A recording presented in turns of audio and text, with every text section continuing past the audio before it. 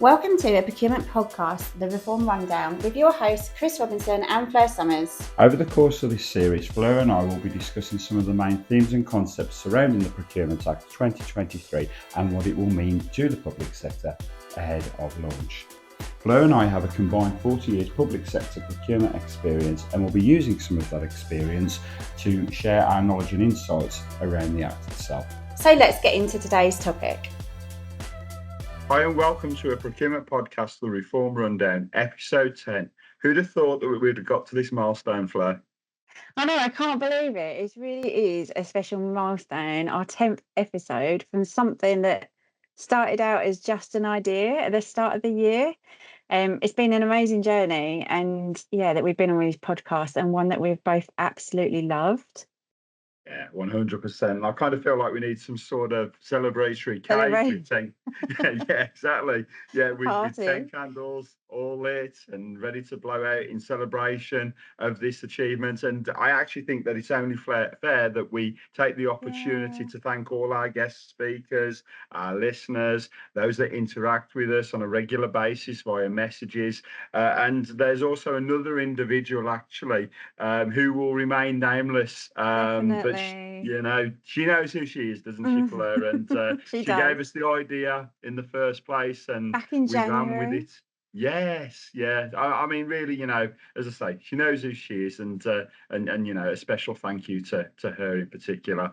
And I suppose whilst I'm in a gushy mood, I should also say thank you to yourself as well, Fleur. I mean, you're not only co-host and 50% of this podcast itself, but let's be honest, you're also the brains behind the whole IT jiggery pokery that will make this seem, well, let's just say, in your words, well professional. Exactly. Anyway, that's enough of the niceties. There's an act about to go live, Dan, and we owe the public sector and our friends of the podcast not only a podcast on what is, of course, this key area. We do. It is a listener's choice to boot as well. And what are we talking about, Fleur? What's today's podcast all about? So we are talking about dynamic markets, which is the second half of our listener's choice. So check out the framework agreements one, which should now be live. And this is the second part. We just couldn't fit it all into one podcast. Right, yeah. Lead the way, Fleur. Let's go. Dynamic markets.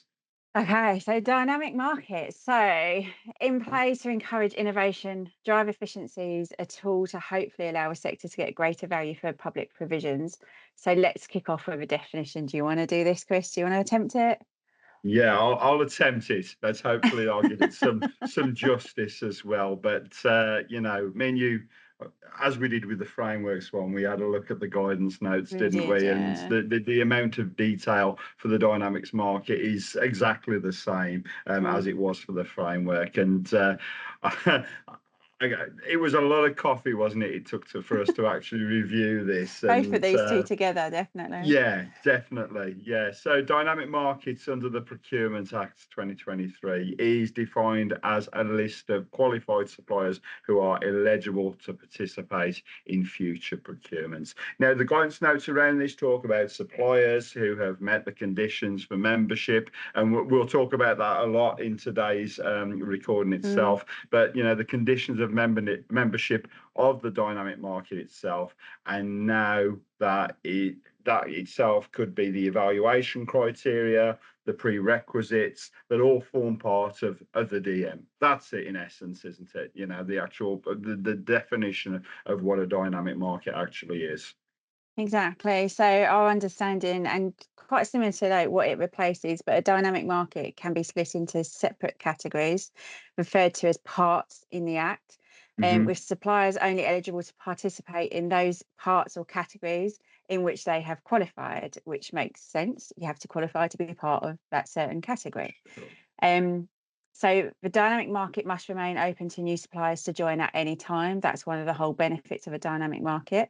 And they are available for all types of goods, services, works, other than those purchased under a concessions contracts, unless concessions contract is also utilities. So that is one of the main changes from what will soon be the old dynamic purchasing system or DPS is that we can now use a dynamic market for much more wider areas of spend. Yeah, 100%. And dynamic markets can be established and used by all contracting authorities. Yeah. And utilities can also establish and use utilities dynamic markets. So what we're saying here is that this approach can be used for even the most unique subsectors themselves. And sticking with utilities, dynamic markets in this space are established only for the purpose of the award of utilities contracts by utilities themselves.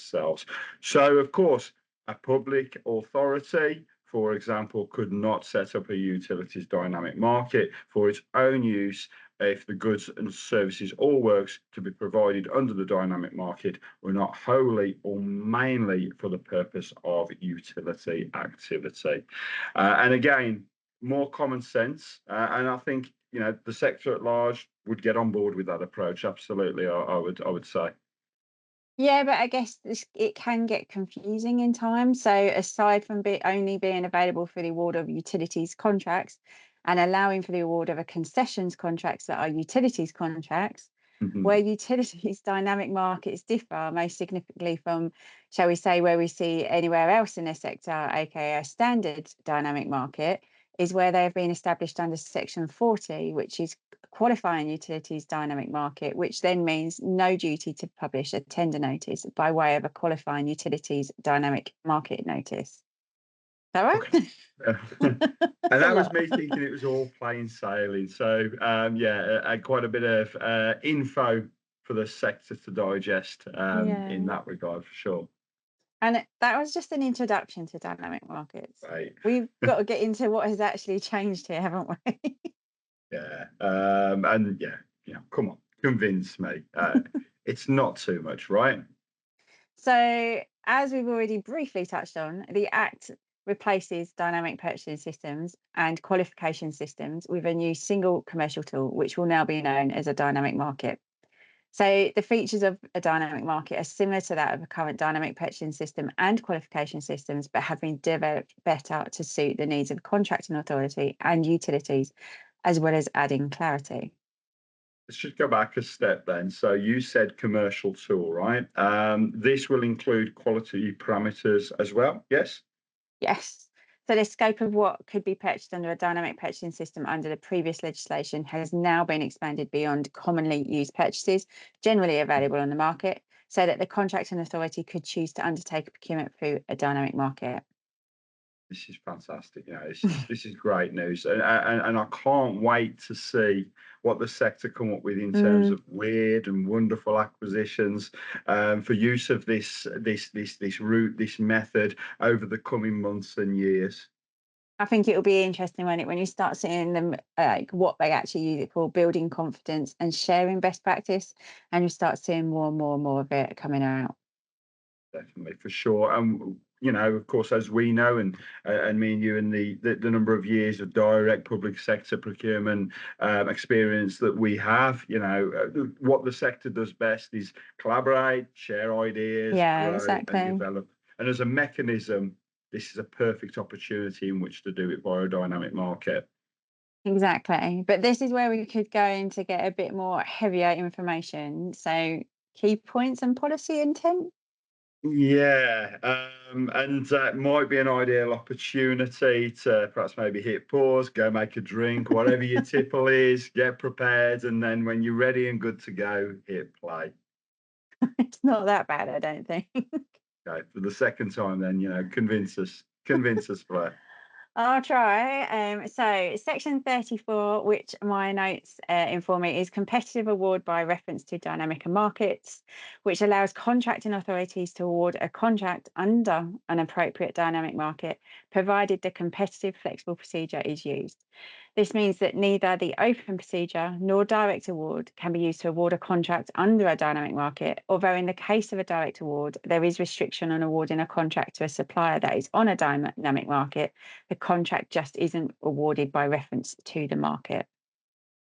So, and another point of note here, I would say, is if you think about our previous episode, where of course we covered frameworks, Yeah.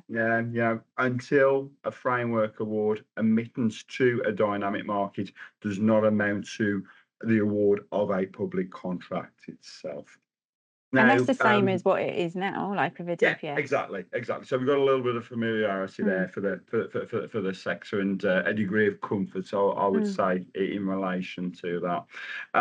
Now, in terms of familiarity, this is, what I would say a friend of mine calls proper Janet and John stuff. And when procuring a contract under a dynamic market, a contracting authority must exclude suppliers that are not members of the dynamic market from participating and progressing in the competitive flexible procedure, and must not award a contract to a supplier that is not a member of the relevant dynamic market itself.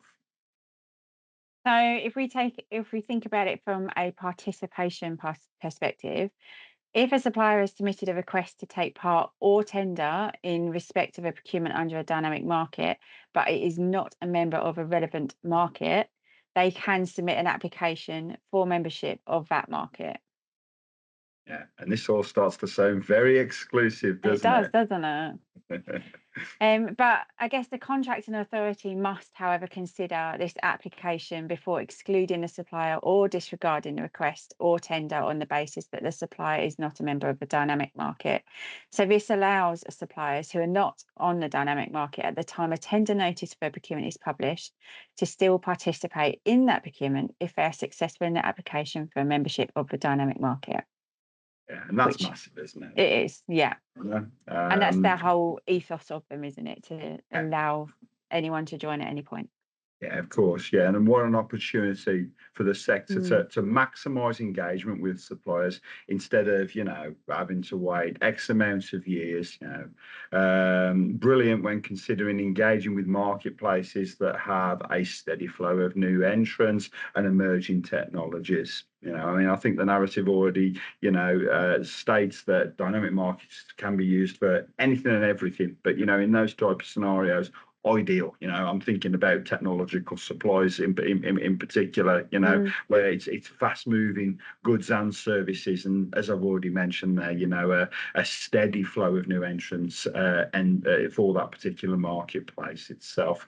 And another thing to consider here too is that the obligation to consider application for membership does not apply if there are exceptional circumstances arising from the complexity of the particular procurement requirement itself, which means that the contracting authority has insufficient time to consider the application before the relevant deadline. So, I think a crumb of comfort here for the sector itself, in that what you have is a nice little get out should the circumstances that I've just mentioned there be appropriate.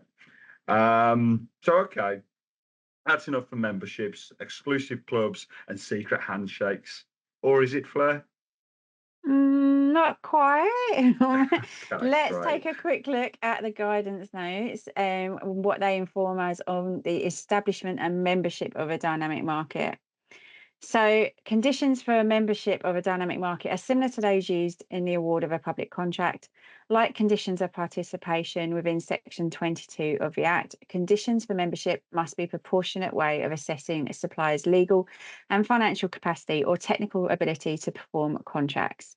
Furthermore, contracting authorities establishing a dynamic market must, and shall we take these in turns, Chris?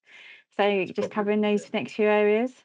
Yeah, it's probably better too, isn't it? So, first of all, accept applications for membership at any time. Consider applications within a reasonable period of time. Admit suppliers to the dynamic market as long as they are not excluded suppliers and they meet the conditions for membership itself as soon as reasonably practical. And also consider whether to admit suppliers that are excludable suppliers and that meet the conditions of membership. just finishing this off here, finally informing suppliers of the outcome of their applications and the reasons for the decision as soon as reasonably practical. So again, another element of best practice there in informing the supplier in question accordingly. Yeah, and I guess one final point that we can pick up on is, and similar to how it is now, but a number of suppliers on a dynamic market cannot be limited, and the conditions for a membership of a dynamic market cannot be modified during the life of a dynamic market. So these dynamic markets could grow and grow and grow if they're very popular, can't they, or in a key sector area. For sure. So I don't mind playing the bad guy here in the Oh, here we go. nicest, in the nicest possible way. Then just thinking here, how do or can suppliers get booted from a dynamic market? Harsh, but true as always. So, well, an obvious one is whereby contracting authorities are required to remove a supplier from a dynamic market because they are or have become an excluded supplier. And fundamentally, from what we've seen in the review of the guidance notes, as you and I have done, there are 4 instances in which discretionary removal can take place. And yeah, let's rattle through those now then, Fleur. Yeah, so as I've just mentioned, the first one is probably like where the supplier is an excluded supplier. Nice and straightforward that there. And then secondly, the supplier does not meet the conditions for membership of the dynamic market itself. And the third option there is the supplier has become, or instance, should I say, the supplier has become excludable supplier since joining the dynamic market. And the fourth and final one, Fleur, is Where the contracting authority has become aware that the supplier was an excludable supplier when it was admitted to the dynamic market, and so could have been excluded at that point in time.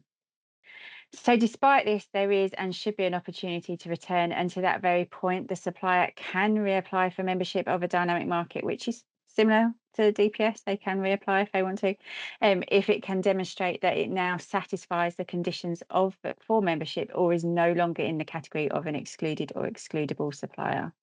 sure. And that kind of closes that off there. But Mm, working through the guidance note itself around dynamic markets, there's a piece on fees when considering dynamic mm, markets, Fleur, which, if you decode it, simply, means that the regulations require that fees and information relating to fees are set out in, firstly, the tender notice itself, and then secondly, so that there can be absolutely no doubt if this actually applies in the procurement documents themselves. exactly. And then, similar to the framework guidance notes, there is a significant amount of detail around the different notices, but this time focusing on the specific ones that will be applicable for a dynamic market. Again, we could and probably should maybe do a recording focused on this just alone. The notices that could take up a whole episode. Yeah, and that's one thing that we've seen from early days of the release of the Act and the regulations Mm, themselves is that the amount of new notices that the sector needs to get to grips with. And I know that we've yeah. covered off the majority of these through a combination of previous podcasts and blog posts that we've done. But I think Fleur, you're spot on. I think that there's going to be a point in time where it's going to be of value for us to perhaps maybe do a podcast episode purely focused on notices themselves. But for now, for another time, I would suggest, yeah. Yeah, but we've definitely got a lot of information that we can share on that one. So let's add that Sure. to the list, I think, maybe. But in terms of like a brief summary, as a dynamic market is not a public contract, the usual notices do not apply when a contracting authority is establishing or modifying a dynamic market or when the market ceases to operate. Notices relating specifically to a dynamic market are called dynamic market notices.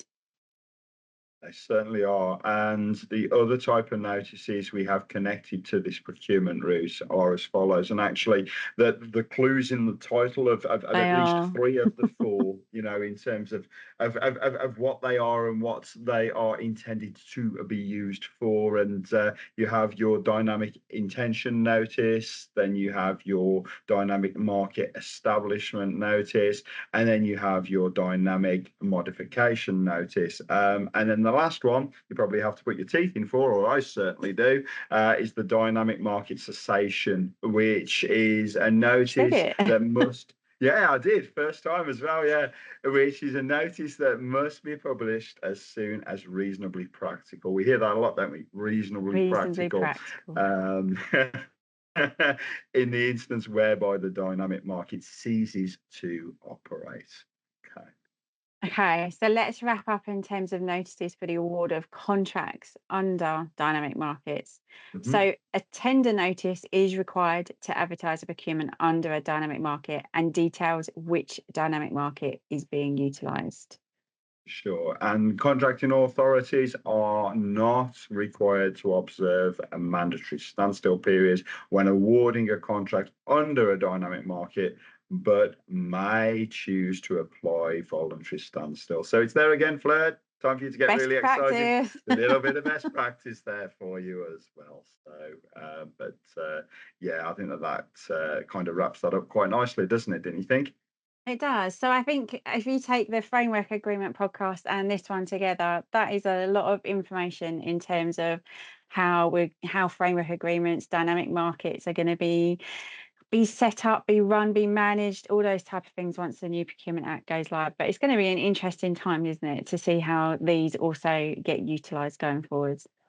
Yeah, definitely. And I hope that, the framework podcast and now this one, the dynamic markets one, that you and I have done it justice and Yeah. hopefully given our listeners not necessarily a differing view, but another way, another mechanism in which that they can digest the content that's in the guidance notes, and perhaps maybe more from a practical approach as well. So, but one thing's for sure, and you've mentioned this already, Fleur, that there's a lot to get to grips with within both these themes, the frameworks and dynamic markets. And Definitely. yeah, I don't want to be this person, but clock's ticking. We're getting closer to go live now, aren't We are definitely getting closer. So yeah, that is the end of our podcast episode on dynamic markets. Thank you all for listening, and thank you all for supporting us to get to our 10th episode. Where's this gonna go, Chris? This is gonna are we gonna get to episode 50 or it's crazy to think we've got to episode 10 already. But yeah, thank you everybody for all your support, listening, comments, all those type of things. Yeah, and make sure to look out for our next episode, which we might have another guest speaker, mightn't we, Chris? So we're gonna enjoy that one. Yeah, we've got some pretty exciting guest speakers lined up for some future podcasts, particularly over what is the summer period as well. And as we always try to do, Fleur, we try to offer something a little bit different, some different insights, some different opinions, over and above, of course, what we've covered in the last two podcasts, which is really important, of course. But we want to try and provide that whole rounded view around the act, and as I say, these next episodes coming up, I think will provide a differing opinion again from some market leaders and key people from the public sector itself. So excited to get those recorded and for our listeners for sure. Exactly. So thank you all, and we will see you in the next episode. Thanks, guys. Bye for now.